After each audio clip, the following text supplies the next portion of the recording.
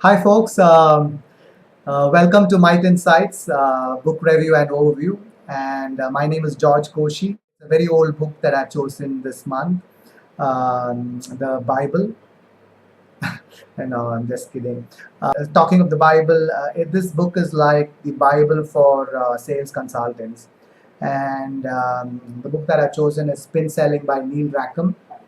Let me talk about it, and I wouldn't take much of a time. I'll try and make this as short as possible.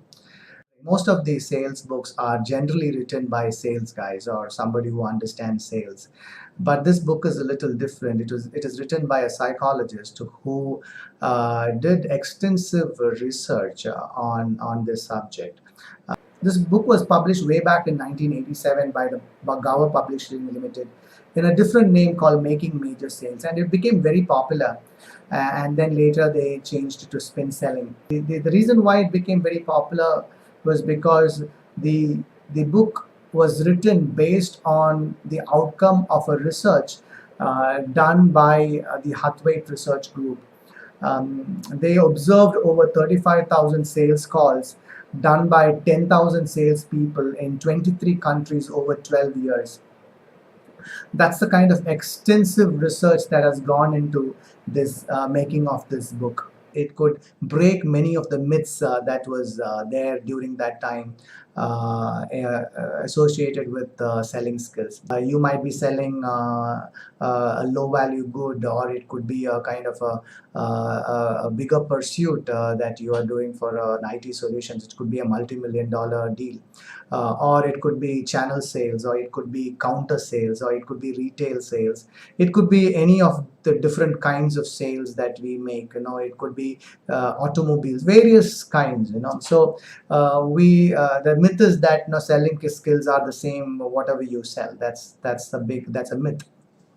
And closing techniques are very important in all sales. In this book, when you read, you'll understand that closing techniques may be good for simple sale, which is or a small value sale, but for larger sales it is not that very effective.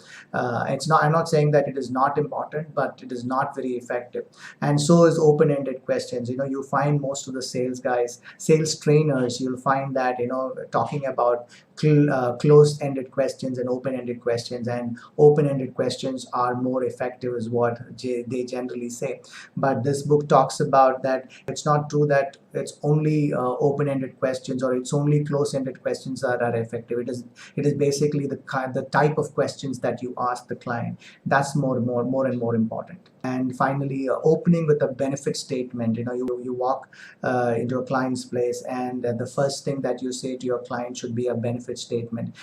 For a smaller sale, yes, it's true, but for a larger sale, for a complex sale, it may not be, because you're opening up the features and benefits of the product very early in the game. So it's a myth that benefit statements, open-ended questions are more effective. One of the most vital, crucial thing is shifting the focus from product selling to need-based selling. That is, we try and push the product to our customers, but this book talks about how do we understand the customer's needs, identify the customer's needs, developing them, and then based on the need you provide a solution. It also talks about the difference between simple sale versus complex sale. So simple sale is when the sales cycle is very, very shorter, and complex sale, the sales cycle is very from contact to contract. The sales cycle is very, very long. So in a simple sale, the decision is made much faster because the very few decision makers, but in complex sale, the decision makers are more in number. When a salesperson who is actually doing a simple sale and a salesperson who's doing a complex sale, the kind of a skill set that they both should have, they are pretty different, and that's what the book focuses on. And also setting call objectives is very, very important. In simple sale, it becomes very, very easy. The cycles are too short. You may be meeting the customer only once, and he might either buy it or he may not buy it. But in a complex sale, you may have to visit the customer many times. You may have to visit many people. The influencers could be many people, and you may have to visit all these guys many times. And so every call you make, there should be a kind of an objective that you have. Are you advancing to the next level of in the call? Those are some of the questions that you have to answer yourself. The primary thing that this book talks about, or probably the difference between an average salesperson, average consultant to a successful consultant, would be his ability to ask all these kinds of questions to the customers. And if you ask me, there are 4 kinds of questions: situation question, problem question, implication, and need payoff. Now, most of the average consultants would stop with a situation question, or also maybe graduate to problem questions. It may be suitable for a smaller or for a simple sale, but for a complex sale, a consultant should ask a lot of implication questions and need payoff questions. That's when the customer reveals more of implicit needs, and also he explicitly talks about what he wants. So let me talk about situation questions. These are questions that an average salesperson would ask more in number, and it is generally done early in the conversations, especially with new accounts, new customers, wherein you wanted to know the customer's situation. So you by asking these kind of questions, you would get facts and information about their situation or about their product. Let me give you an example here. Imagine that you are having a conversation with somebody who's wanting to make videos for YouTube. What are some of the questions that you might ask that person? You might ask questions like, what's the camera that you're using for making this video? How long you've been making videos? Or does your camera have this feature? Or does your camera have that feature? Or how do you generally upload these videos after making those videos? So these are some of the questions which reveal certain facts, right? And if you ask only these kind of questions, you generally don't get any sale, because the customer is going to talk about facts, and so you're not going to understand his needs, or you're going to provide a solution for those needs as well. So it is important that even whether it's a simple sale or a complex sale, it is important that you have to move forward to a problem question. So what are problem questions? The questions that you ask to probe for problems or difficulties and dissatisfactions of the customer. It could be based on his solution or the legacy products that he has. It could be any of those things. So it is better than situation questions, and it would generally lead to sales success. But it would only lead to sales success in simple sale and not in complex sale.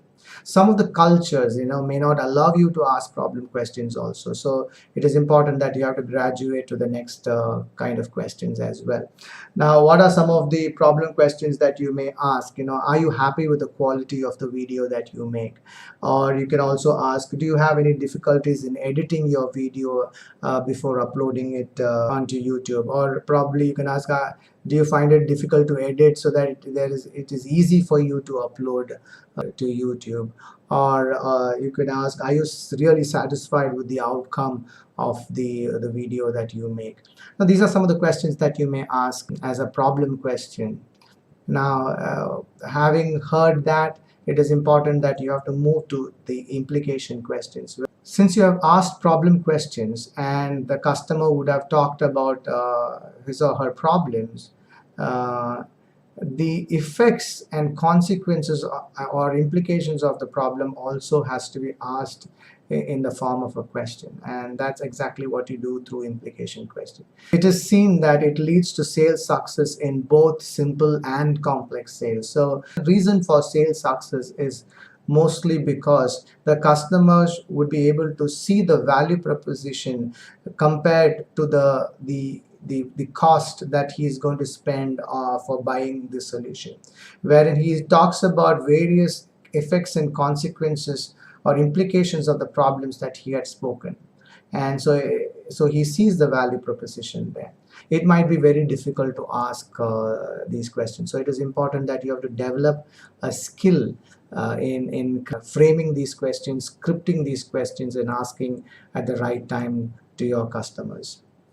For the same example, some of the questions that you might ask would be, I am certain it would take more time for you to create a video because of whatever problems that he said some time back. And ask, does that lead to stress in terms of completing these videos on time? Would the quality take a beating while you are under stress? Now, these are some of the questions that you can ask as implication, because I'm sure the customer is going to say yes to most of these questions because he talked about the problems as well. Or he's going to talk more implications. This is something which you have not talked about. So you get a lot of implicit needs from the customer, and then based on these implication questions, you can provide solution and ask in the form of question through need payoff. Now, what are need payoff questions? They are questions that you ask in the form of value or usefulness of a proposed solution that you have. It is very, very critical and leads to success in larger sales. This is where you talk about the solution. So while you ask the situation questions, problem questions, and implication questions, you refrain from talking about your product. This is where you talk about your solutions, because now you have received responses asking all the three questions, and so you tie all these things and all the responses, and then you ask the need payoff questions for each problem. For each implication, you may have to ask a separate need payoff questions, and this is where the customer is going to affirm the need for the solution that you have.